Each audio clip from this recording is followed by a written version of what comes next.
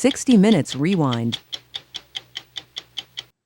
Aly Raisman is one of the most accomplished American gymnasts of all time. She's won 6 Olympic medals, 3 of them gold, and was captain of the U.S. teams that dominated the last 2 Summer Games, in London in 2012 and in Rio last year. She hopes to compete in her 3rd Olympics in Tokyo in 2020. Doing a backflip on a balance beam takes a certain type of courage. But tonight, Raisman will display courage of another kind. She's sharing a story that's about hard work and athletic achievement, and talking publicly for the first time about a deeply personal and painful part of her life. It's a stunning development for USA Gymnastics, the national governing body for her sport.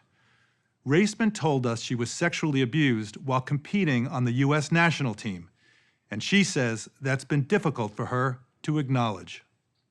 I was in denial. I was like, I don't even know what to think. You don't want to let yourself believe, I am a victim of sexual abuse. Like, it's really not an easy thing to let yourself believe that. You're saying you were sexually abused? Yes, absolutely. By the national team doctor? Yes. While you were out there representing your country? Yes. Few athletes have represented their country with as much distinction as Aly Raisman. Her floor routines at the last 2 Olympics dazzled audiences and judges and provided some of the most iconic moments of the Summer Games. The doctor she says abused her, Larry Nassar, worked with the U.S. women's national team and athletes at Michigan State University for more than 2 decades. Raisman says Nassar first treated her 8 years ago, when she was 15 years old. I was just really innocent. I didn't really know. You don't think that of someone, so I trusted him. You thought it was medical treatment? I didn't know anything differently. We were told he's the best doctor. He's the United States Olympic doctor and the USA Gymnastics doctor, and we were very lucky we were able to see him. Nassar is now in jail. He's pleaded guilty to possessing child pornography, but not guilty to charges that he sexually assaulted underage girls, most of them athletes who say his treatment for hip and back pain involved putting an ungloved hand inside the vagina. The girls would say, yeah, he touches you funny. The first top U.S. gymnast to speak out about Nassar appeared on 60 Minutes in February, describing what he did to them more than a decade before Aly Raisman joined the national team. Over 130 women have filed civil lawsuits alleging similar abuse. Nassar and his lawyers declined to comment for this story. Raisman, now 23, talks about her experiences in a new book called Fierce. It's the story of a girl who dreamed of going to the Olympics and how she managed to get there. Raisman says she will not discuss the graphic details of what Nassar did to her, but she does provide new insight into a scandal that goes to the highest level of her sport. She told us a lot of people have asked her why Nassar's accusers didn't speak up sooner. Why are we looking at, why didn't the girls speak up? Why not look at, what about the culture? What did USA Gymnastics do and Larry Nassar do to manipulate these girls so much that they are so afraid to speak up? You're angry. I am angry. I'm really upset because I care a lot. When I see these young girls that come up to me and they ask for pictures or autographs, whatever it is, I can't, every time I look at them, every time I see them smiling, I just think, I just want to create change so that they never ever have to go through this. About 165,000 athletes and 3,400 gyms are members of USA Gymnastics. Raisman is calling for major changes in personnel, training, and education to keep athletes safe. All right, Aly! Aly Raisman first joined USA Gymnastics when she was in elementary school. Here she is competing when she was 9. As she got older, she sacrificed family vacations, parties, and boyfriends in favor of grueling workouts, 4 to 7 hours a day, at a gym in suburban Boston run by her trusted coach, Mihai Brescin, who she credits for much of her success. Coming up in gymnastics, did you think of yourself as naturally very talented? No, it's funny because Mihai will say I am the most uncoordinated Olympian in the whole world. Is it true that you're afraid of heights? Yes, I'm very afraid of heights. How is that possible? You're flying through the air. I don't know. It doesn't scare me on floor, but it scares me on bars. Her hard work and dedication landed her a spot on the U.S. team for the London Olympics in 2012. In the first key test in London, the team finals, Aly's performance on the floor clinched gold for the U.S., their first gold ever on foreign soil. It was a picture postcard moment that only told part of the story. One of the women standing next to Raisman, her teammate Michaela Maroney, said last month that Nasser sexually abused her before the team's victory. In a Twitter post, Maroney wrote that Nasser's abuse started when I was 13 years old, and it didn't end until I left the sport.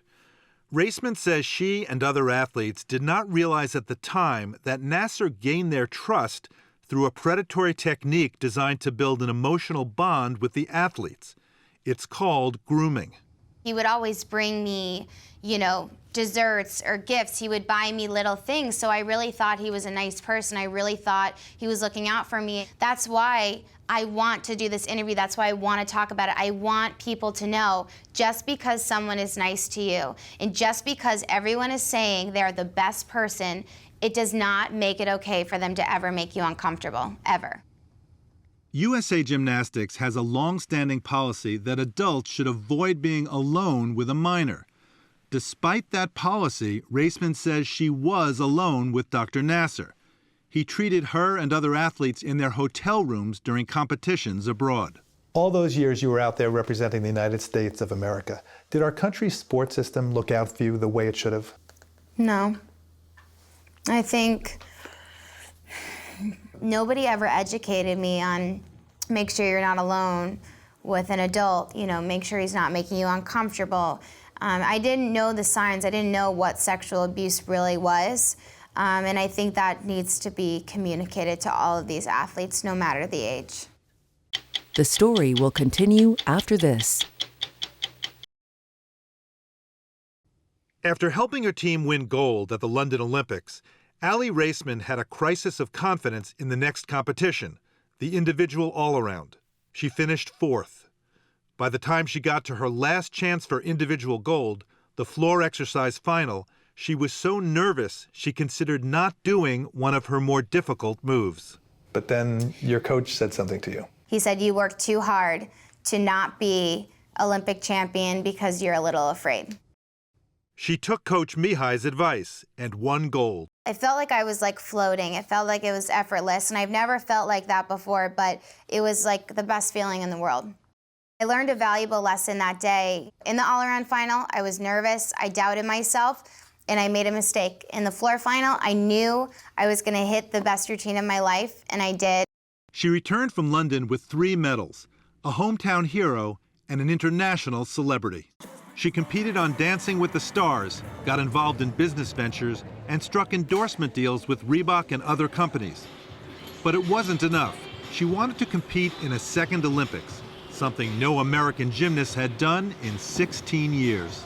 Did you think that some people had written you off? Yes, absolutely. I remember when I first said I was coming back, some other coaches would just say, I think it's going to be really hard for you. I don't think you can do it. That's not the thing to say to you.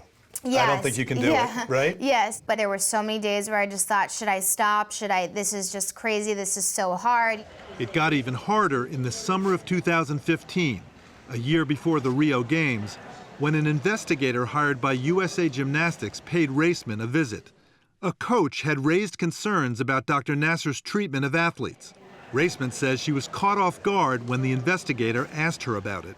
And I said, well, his touching makes me uncomfortable, but he's so nice to me. And I don't think he does it on purpose because, I think he cares about me. So it was only after the investigator left that you began to put the pieces together. Yeah, I think it's important for people to know, too. I'm still trying to put the pieces together today. It impacts you for the rest of your life. Since the Nasser scandal broke, USA Gymnastics president Steve Penny has resigned. And this week, the organization announced the hiring of a new president, Kerry J. Perry. In a statement, USA Gymnastics told us it recently adopted a safe sport policy that requires mandatory reporting of suspicions of sexual abuse and also sets standards to prohibit grooming behavior and prevent inappropriate interaction between athletes and adults. USA Gymnastics is very sorry that any athlete has been harmed, the statement says. We want to work with Aly and all interested athletes to keep athletes safe.